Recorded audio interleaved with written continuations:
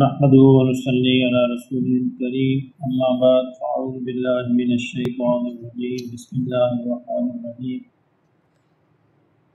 وأنا منا الصالحون ومنا دون ذلك كنا طرائق قددا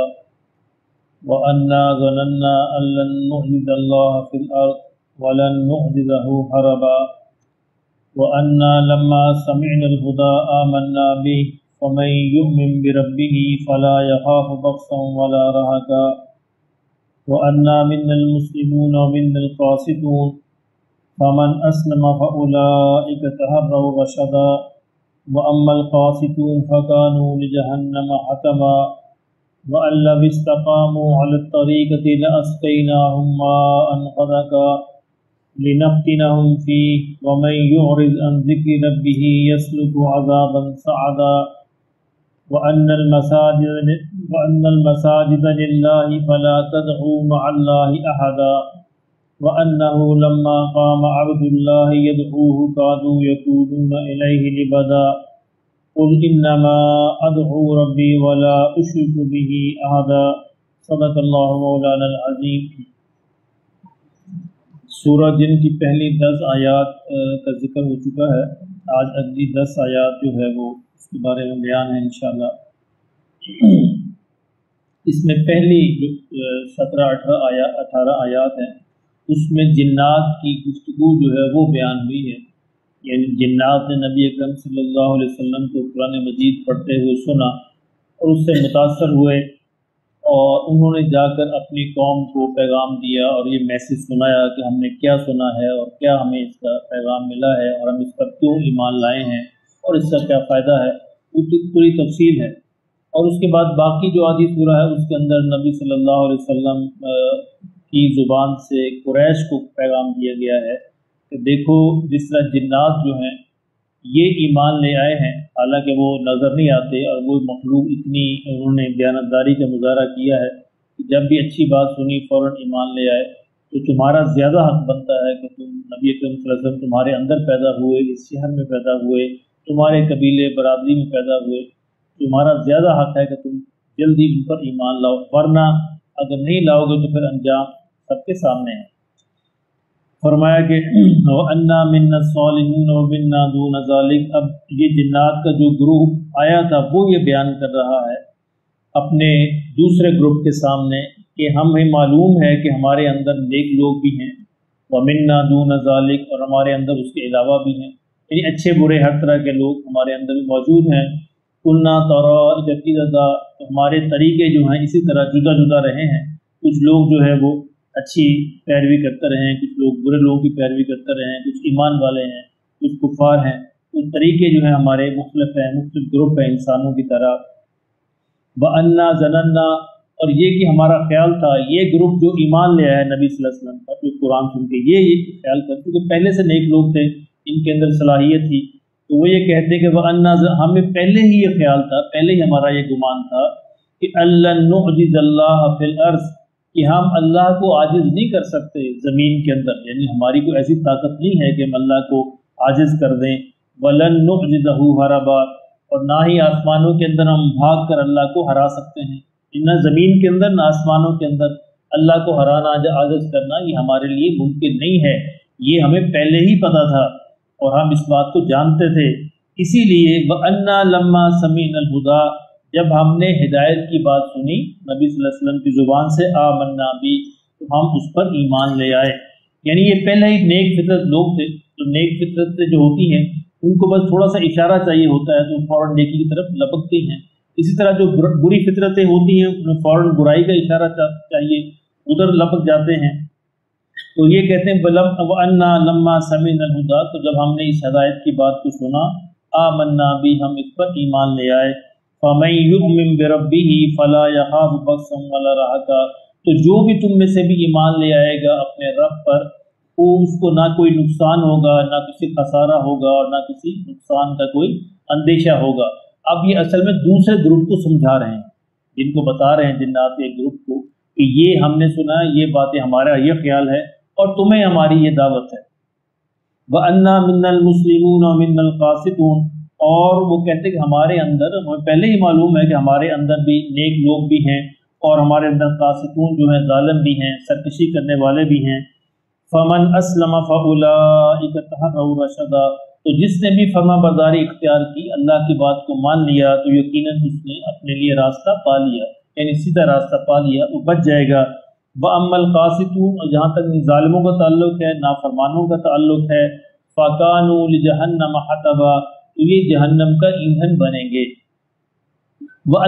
اب جہاں تک اس آیت تک جنات کی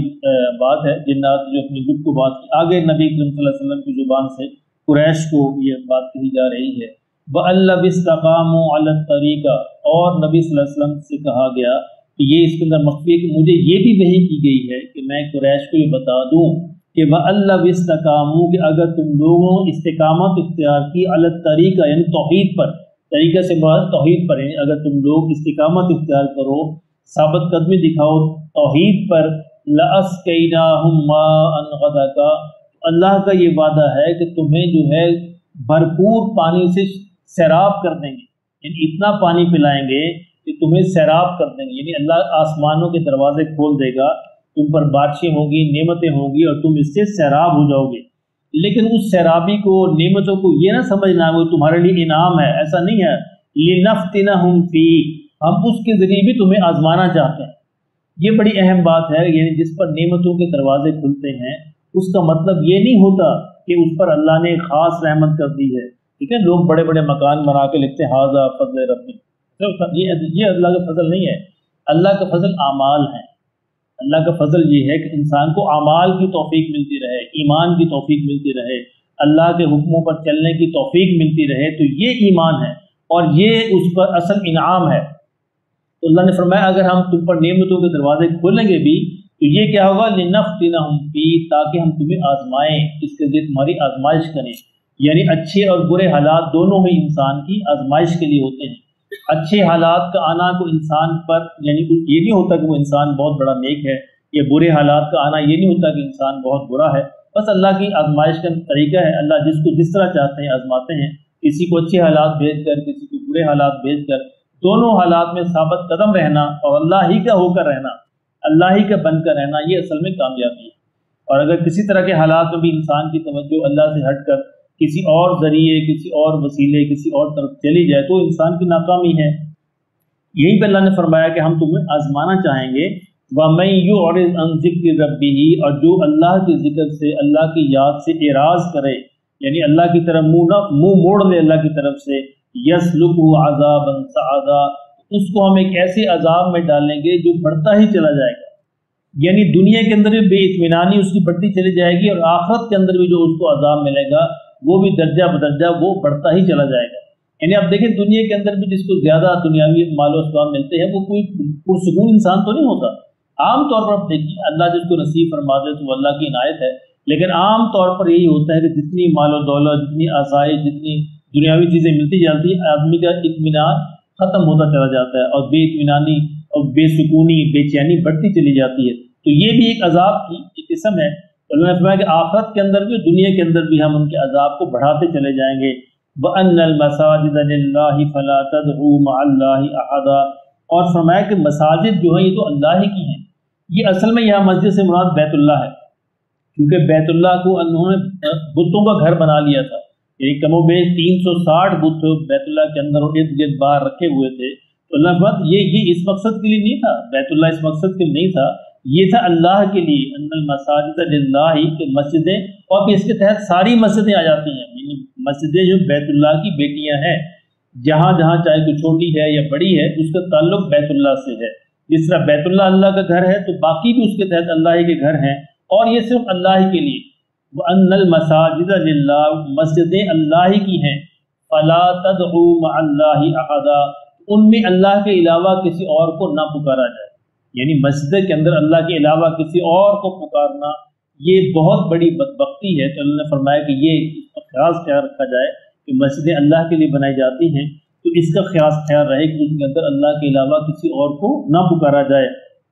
وَأَنَّهُ لَمَّا قَامَ عَبْدُ اللَّهِ، اور جب ہمارا یہ بندہ، یہاں پہ عبداللہ اللہ حضور کے لیے استعمال ہوا ہے، یہ بڑا پیار کا لفظ ہے کہ جب یہ ہمارا بندہ جو ہے جب یہ کھڑے ہوتے ہیں یعنی مسجد میں بیت اللہ میں، یدعوہ کہ وہ ہم کو پکاریں،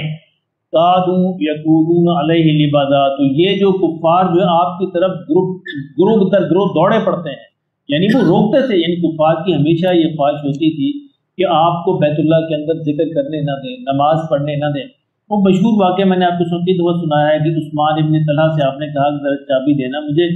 میں بیت اللہ کے اندر نماز پڑھنا چاہتا ہوں، اس نے انکار کر دیا۔ تو حضور صلی اللہ علیہ وسلم سے کہا کہ عثمان وہ دن کیسا دن ہوگا جب یہ چابی میرے پاس ہوگی اور میں جسے چاہوں گا۔ تو عثمان کہنے لگا کیا قریش مر جائیں گے اس دن؟ غرور تھا، تکبر کے معراج پر تھے، کیا قریش مر جائیں گے سارے اس دن؟ آپ نے کہا بس تم اس بات کا انتظار کرو۔ تو وہ اللہ نے وہ دن بھی لایا، فتح مکہ ہوا، وہ سارا دے چابی حضور کی خدمت میں پیش کی گئی، اور پھر آپ نے دوبارہ تفصیلی واقعہ ہے وہ عثمان کو ہی دے دی۔ اور آج تک، اور پھر یہی نہیں، یعنی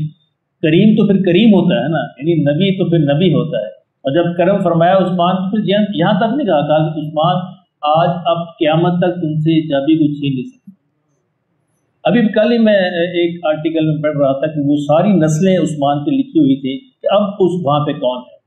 عثمان کو اس کا بیٹا، اس کا بیٹا، اس کا بیٹا، چلتے ابھی اسی خاندان کے اندر محفوظ ہے، قیامت تک محفوظ رہے گی۔ اسی سے علماء نے یہ مسئلہ بھی نکالا کہ دنیا کے ہر انسان کی نسلیں ختم ہو سکتی ہیں، عثمان ابن طلحہ بھی ختم نہیں، قیامت تک نسل باقی، نرینہ اولاد باقی رہے گی، کیونکہ ظاہر چابی اس کو ملنی ہے۔ تو یہ حضور صلی اللہ علیہ وسلم جب بھی یعنی ایسی کوشش کرتے تو کفار مجمع بنا کے 1 2 4 جتنے بھی ہوتے ہیں وہ ٹوٹ پڑتے حضور صلی اللہ علیہ وسلم پر، تاکہ یہ وہاں پہ اللہ کا نام نہ لے سکیں۔ اسی کو اللہ نے فرمایا وَأَنَّهُ لَمَّا قَامَ عَبْدُ اللَّهِ، جب ہمارا یہ بندہ کھڑے ہوتے ہیں کہ یدعوہ کہ مجھ کو پکاریں، اللہ کو پکارے، قادو یکونون علیہ لبادا، تو یہ اس پر ٹوٹ پڑتے ہیں اس کی طرف۔ قل انما، تو آپ فرمائیں کہ آپ ان کو کہہ دیجیے، پریشان نہ ہو، بس آپ ان کو کہہ دیجیے ادعو ربی، میں تو اپنے رب ہی کو پکارتا ہوں اور اسی کو پکارتا ہوں، اسی کو پکاروں گا، پہلے بھی آج بھی اور ہمیشہ اسی کو پکاروں گا، ولا اشرک بہ احدا، اور میں تو کسی کو بھی کسی حال کے اندر بھی اس کے اندر کسی کو شریک نہیں ٹھہراتا۔ اللہ ہمیں بھی یہ توفیق نصیب فرمائے۔ شرک ایک ایسی بدبختی ہے